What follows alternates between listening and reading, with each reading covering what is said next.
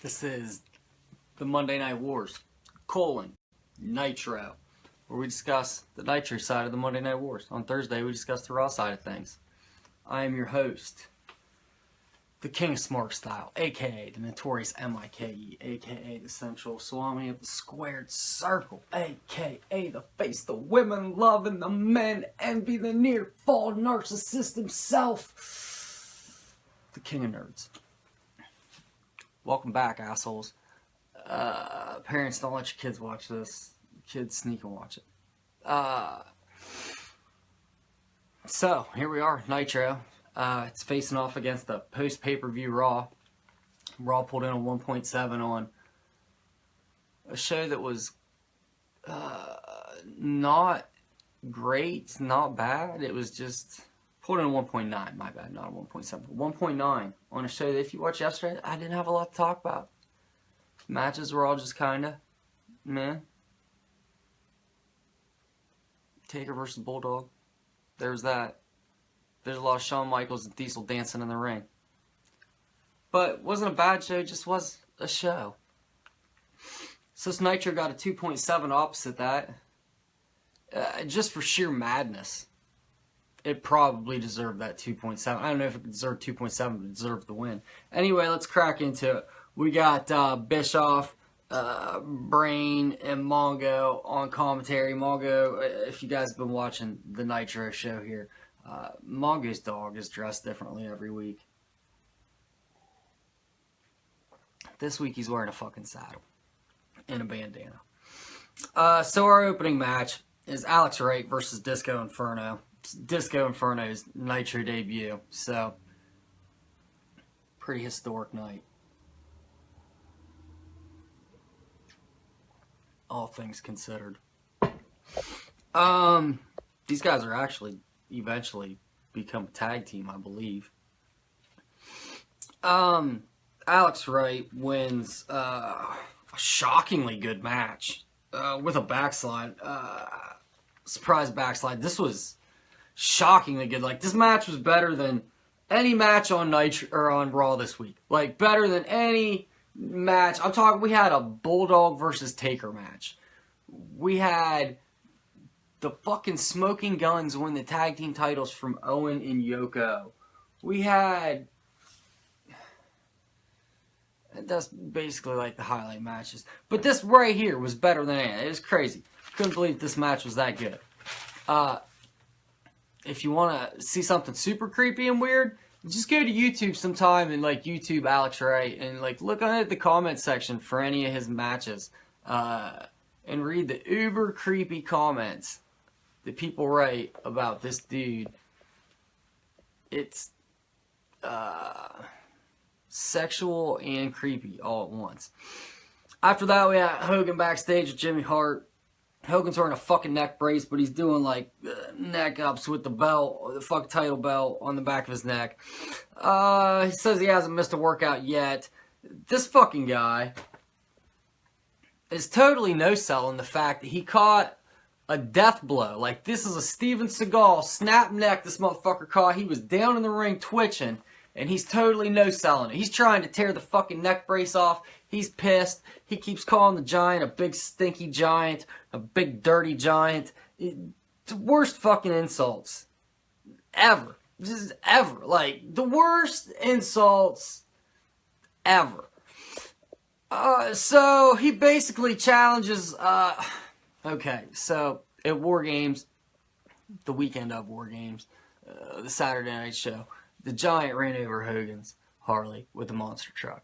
So Hogan now, he says he's been having some motherfuckers build him a monster truck, an even bigger monster truck. It's the biggest monster truck that's ever been monster trucked by monster truckers, motherfuckers. So he's like, look, like, let's have us a monster truck challenge. We're gonna chain them motherfuckers up, and I'm gonna pour your fucking rear end off, you big son bitch, you big stinky giant. That's how this is gonna go. So Hogan and the Giant feud is immediate. This is typical WCW like redneck shit, isn't it? Like, this is immediately devolved into how like arguments were solved at my fucking high school that was full of fucking rednecks. This is like immediately how problems are solved on like a pipeline gig. If you're familiar with fucking pipeliners. So anyway, so after that, then he's like, after that, then we're going to take it up on the fucking roof. We're going to have us a fight. So he wants to fight this. So instead of having a match to solve things like you would normally do in a fucking wrestling promotion, any kind of fighting promotion, when you have problems, you fight. Hogan wants to chain up some monster trucks, see who fucking tears whose rear end off, and then fucking have a fight on top of a building. And that is WCW in a nutshell. Basically. Aside from the like glimmer of like the year and a half when the NWO was like awesome. That's essentially WCW. So after that, we've got Mean Wu Gene in the ring. He's interviewing Savage. Luger comes down. Luger's like, look, man, like, I fucking had it with this bullshit, Savage. I want you fucking next week. Savage is like, all right, man, cool, sounds great. Because, like, you know, I'm fixing to try and fight you too. Motherfuckers keep breaking it up. Let's just do this, man. So Luger has a title shot coming his way. And Luger's like, I tell you what I'll do. I'll put the title shot on the line. And Macho Man's like, okay, I like the way that sounds. And Luger's like, oh, I'll do you like that. I'll do you one better. If I lose, I'll fucking leave WCW. I'll put my career on the line. What the fuck? Do you not understand how stipulations work? Like, Savage didn't escalate it, man. You didn't have to do this. You put the title shot on the line, Savage was like, cool. And then, like, he didn't escalate it. It wasn't like Savage was like, yeah, well, I put Elizabeth on the line. And then you had to escalate. You were like, yeah, well, I put my fucking career on the line. Like, there was no escalation. You didn't need to take it higher, but you did. So now we got Luger leaves WCW, which I know for a fact Luger's still going to be there. Like, I remember this time period. Luger doesn't go anywhere. So, we go to commercial, we come back. We've got Kurosawa with Colonel Parker, because Colonel Parker only manages hillbillies and ethnicities. So he's got, like, it's real weird, because he's basically a plantation owner, is the character.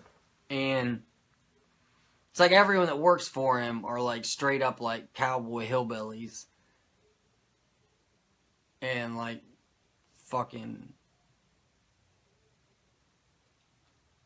you know, ethnicities. So, swear to God my TV just turned on downstairs, guys. I'm really weirded out right now. Something happens to me, you knew that this is what it was. But my TV literally, if you caught that I just like lost my step, it's because I could hear my TV just turn on downstairs. My TV was not on.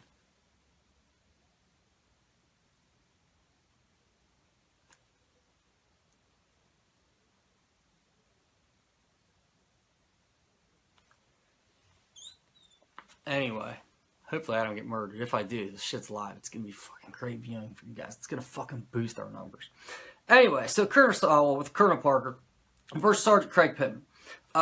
Brain calls these two natural enemies, because I'm assuming one is Japanese and one is a Marine. And Marines and Japanese, you know, are natural enemies because we had that conflict back in the early 40s.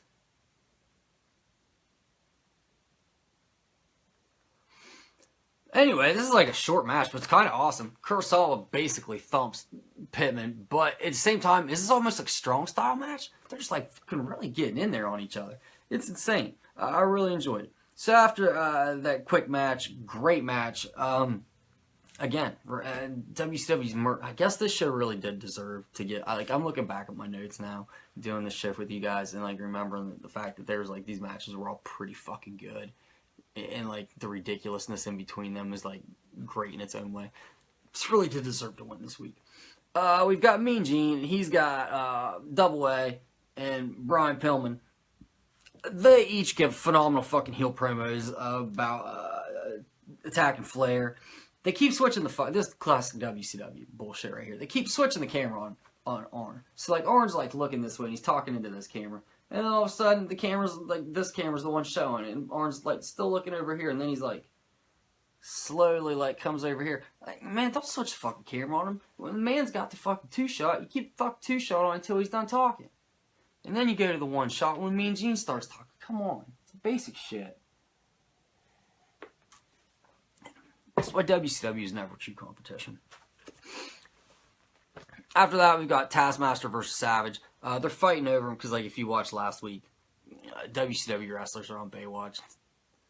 Taskmaster, Savage was, it's crazy. Savage was doing bench press on the beach. Just like a weight bench on this beach by itself. No other workout equipment. Savage is out there just fucking pumping it. He's got like a crowd of extras around him. In typical Baywatch, like basic red Baywatch bathing suits, many of women. They're like, one more. So fuck Taskmaster attacks him. It's ridiculous. Anyway, so Taskmaster got the fucking Zodiac at ringside. It's kind of a terrible match. It eventually goes to like Savage beating both their asses. The ref tries to stop Savage from beating both their asses, and Savage just like, get the fuck out of here. Shove this dude in DQ. At this point, the Giant comes out. Savage cops a choke slam. And then we got a couple of no-name fucking jobbers that come out to help save Savage. And they cop choke slams. And then Alex Wright comes out, cops a choke slam. Like, what the fuck are these three losers doing out here? There's two guys whose names I don't even know. And Alex fucking Wright. Well, thanks for the fucking help, WCW. Thanks for the help, guys. Like, you couldn't have sent 3 more competent fucking wrestlers out here? Maybe? Like, holy shit. Like, has everyone left? So, Luger eventually comes out, and he stands over Macho Man, and then he catches a choke slam. Except Taskmaster seems, like, angry. Because, like, Luger didn't attack the Giant. He just stood over Macho. It looked like he was getting ready to, like, talk shit or choke him or something. I don't know. The Giant wasn't having none choke slam. Taskmaster's like, what the fuck are you doing, man? Like, come on. So, Luger's obviously a fucking heel in the Dungeon of Doom, guys. WCW's not subtle. But they're going to play this off for like the next few weeks. Everybody's going to know. Things going to be like, oh no, Luger's a good guy. Luger's my homie. Don't worry, Luger's not a bad guy. Even though Luger's clearly a fucking bad guy. It's ridiculous. After that, we've got Luger versus Ming. How Luger's supposed to have this fucking match after he just copped the choke slam. We'll never know. But he has the match. Ming wins. He takes the fucking spike on the thumb. Fucking thumbs him in the throat. This is boring shit. At the end, this is the end. That was the main event. Bischoff is talking and closing out the show. They're giving us a rundown on what's going to be happening next week. And they're going over what just happened with the Dungeon Team. And Mongo, who never fails to leave us with a nugget of wisdom, says, smells worse than what Pepe left on Brain's shoe. Which is not like the greatest nugget that Brain's ever, or Mongo's ever dropped. But at this point, Brain takes his shoe off and gets a napkin out and starts fucking wiping it off. Like there was actually like dog shit on it. So it's great. Just like a little Brain, like way to save it, Brain. What's up, Gina? Way to save it, Brain. There at the very end. And that's the end. That's what we have for Nitro. Which was an infinitely better show than Raw this week. Raw, like, if I didn't have a fucking pay-per-view to talk about with Raw yesterday, the show would have been 5 minutes long. Raw gives you nothing to work with. Like, none of the matches are exciting.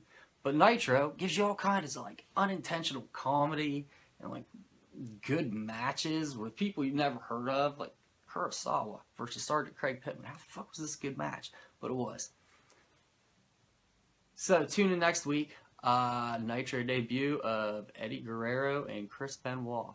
Highly looking forward to this, so we can start seeing these awesome matches in the opening card that they totally ignore and talk about Hogan the whole time during.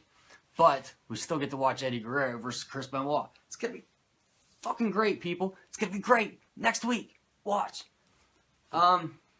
So you know what we do here at the Near Fall Network. Monday, high five and party with our own high fiving a motherfucker. Where he talks all things Raw. SmackDown, I talk all, SmackDown. Tuesday, I talk all things SmackDown on the SmackDown recap. Again, that's with my lovely, beautiful face. Wednesday, we don't have anything on Wednesday yet. Maybe one day we will. Maybe one day we won't. Like, maybe I'm just saying yet. Like, we actually have something coming. Or maybe I'm just saying it and we don't have anything coming, and I'm just fucking dick teasing you guys a little bit. Just giving you a little over the pants hand job for Wednesdays. Just enough to keep you coming back, but, like, you know, not gonna make you come. Thursdays, I do the raw side of this. Fridays, you're here last week, you're here this week, stop me next week. And Saturday, my favorite wrestling podcast out there, and I listen to a lot of wrestling podcasts that are out there. Drive By with Shooter, pow pow pow. He's the Kenny Omega to my Matt Jackson, to the high five and MFers, Nick Jackson. And that's all we got for you guys. We appreciate everything, and as always, I love you guys.